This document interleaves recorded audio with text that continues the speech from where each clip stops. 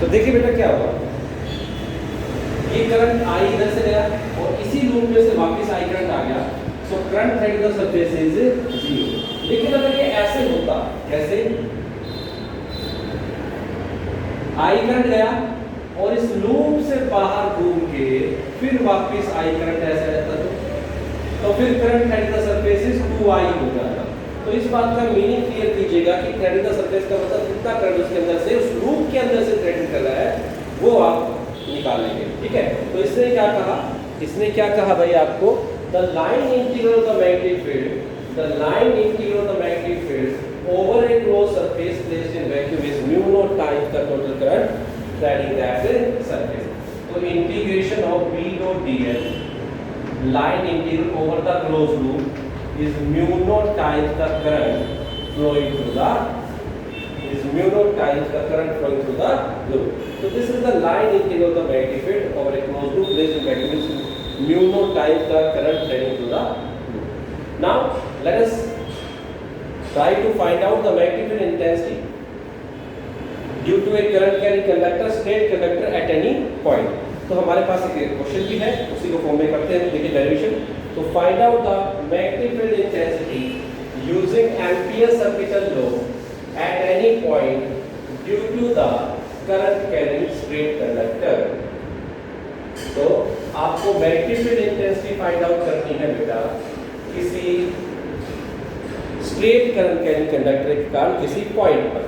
तो क्वेश्चन देखिए क्या है, we have a straight current carrying conductor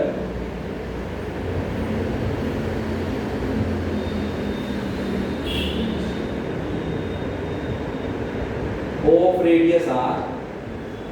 This is the axis, current is from I, and this is assumed we have a point P at a distance of small r from the axis of the current carrying coil. तो हमारा question क्या है, what we have to try to solve, we are finding the magnetic field intensity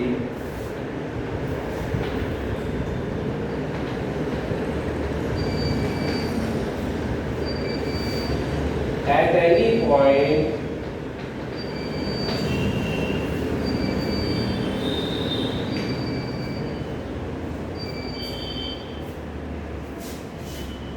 due to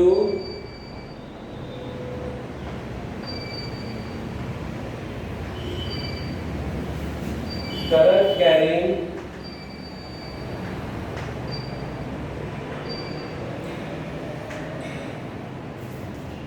straight conductor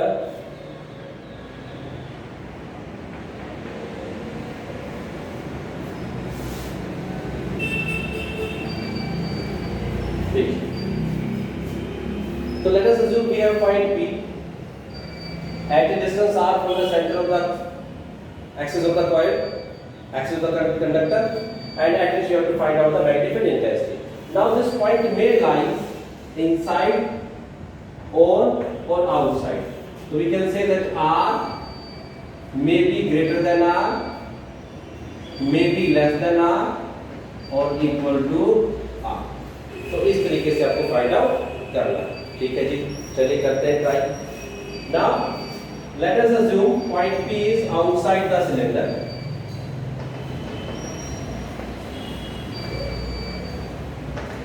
outside cylinder, outside the wire. तो R is greater than R, R is greater than R। तो भाई इस पे हमें magnetic field find out करना था।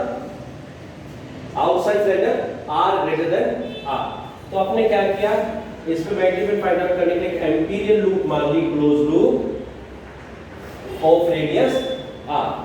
तो Amperian loop मानते क्लोज लूप पे निकलेगा। अब देखो इस सर्कुलर लूप मानी ऑफ रेडियस R, उसमें से ऐसे कंडक्टर फ्लो कर रहा है, पास कर रहा है, तो इसमें करंट कितना फ्लो कर रहा है, I। तो integration of v dot dl is equal to mu naught I।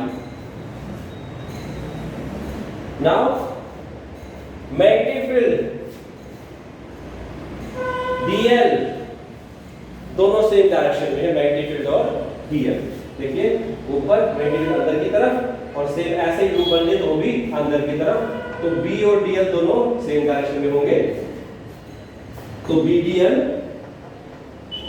cos 0 mu naught I, तो B बाहर integration of DL mu naught I, तो इंटीग्रेशन DL क्या होगा भाई इसका सरकमफ्रेंस 2 पाई r, तो B into 2 pi r is equal to mu naught I, तो B is equal to mu naught I by 2 pi r, और magnetic field intensity is inversely proportional to r, तो जो magnetic field intensity है this is inversely proportional to r. Now when r is equal to r, when r is equal to r, तो magnetic field intensity की value put कर दीजिए बिल्कुल सीधी सीधा, mu naught I by 2 pi r. तो this is the magnetic field intensity at the, अगर point P यहां पे हो, अब मान लो पॉइंट P इनसाइड हो जाएगा तो क्या होगा, अब ये एम्पीयर लूप आप ये लो, देखिए अगर जो होलो कंडक्टर है तो उसके अंदर कोई भी करंट नहीं होगा, तो I 0 तो B 0, लेकिन अगर सॉलिड कंडक्टर है तो उसके अंदर जो पहले बस करंट I फ्लो कर रहा था तो उस पूरे एरिया में से फ्लो कर रहा था पाई r स्क्वायर में से, तो अब आप इस स्मॉल जो रेडियस r है इस एरिया में से करंट निकालें कितना थ्रेडिंग कर रहा है, तो क्या करेंगे, तो आपने देखा था current I in area pi r square, current threading is I, वो unit area current is I by pi r square, and for area pi r square small pi r, जो r का radius small pi r square, the current is I by pi r square into pi r square. तो I dash जो current हमारा आया जो उस loop में से थ्रेडिंग कर रहा था I r square by r square, ठीक है. ये आपने कब निकाला है कि जब करंट आपका सॉरी जो आप लूप आपने लिया पॉइंट कहां लाई करा है इनसाइड, तो हमने एंटीरियर लूप भी ऑफ रेडियस स्मॉल r आपने ले ली एम्पीयर लूप, तो उसके करंट कितना थ्रेडिंग करा था, तो सिर्फ अगर मैं पहले करंट I सारा ऐसे जा रहा था पूरे इस एरिया में से, तो सिर्फ इस एरिया में से कितना करंट थ्रेडिंग करा है जो हमने I डैश की वैल्यू निकाली है वो ये हो गई. तो अब मैं अगर बताऊं integration of B dot dl is equal to mu naught I dash, अच्छा म्यू नॉट नहीं लगेगा क्योंकि अब ये मीडियम है, क्या है मीडियम, जो लूप आपकी किसमें मीडियम में फ्री स्पेस में नहीं है, मीडियम में है तो परमेबिलिटी किसकी आएगी भाई मीडियम की आएगी, तो फिर वही B integration of dl is equal to mu I dash और B into 2 pi r is equal to mu I dash, तो वैल्यू निकालिए सोल्व कीजिए, B is equal to mu और म्यू क्या होगा mu naught mu r, I dash की value I r square by r square और divided by ये 2 pi r, तो 2 पाई r, एक r से एक r, तो B की वैल्यू होगी mu naught mu r I by 2 pi r square into r.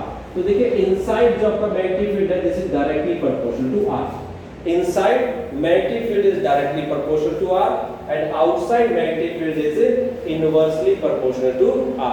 तो अगर हम मैग्नेटिक फील्ड और r के बीच में ग्राफ प्लॉट करें, देखिए ध्यान से, ये स्मॉल r है डिस्टेंस फ्रॉम द एक्सिस और ये मैग्नेटिक फील्ड इंटेंसिटी, तो देखो जब तक ये r से छोटा था ना इनसाइड था, जब तक आपके पास अब when r is less than r, तो b is directly proportional to r, तो b की वैल्यू डायरेक्टली प्रोपोर्शनल की स्ट्रेट लाइन आती है, इसलिए ग्राफ आपका फोटो कहां तक गया,